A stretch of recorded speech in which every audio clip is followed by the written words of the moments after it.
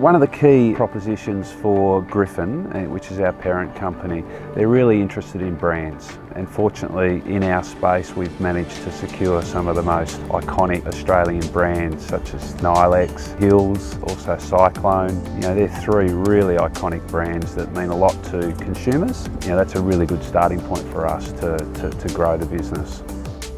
In 5 years, we've made 8 acquisitions over that period of time, grown the business dramatically and really transformed it actually. You can imagine bringing 8 different business cultures together, 8 different management structures together. It's been a terrific journey, great learning experience, and in part prompted me to want to do this course.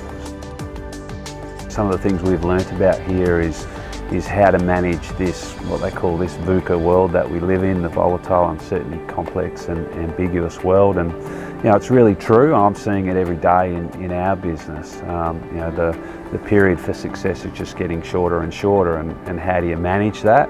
Running the business today, but also keeping an eye on the future. So these are the things we're really focused on, and that's largely a lot of what I've learned here is how to deal with that.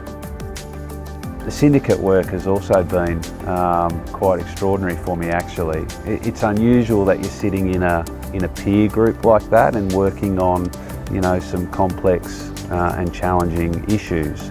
So that really does bring about a different dynamic that you're typically not exposed to.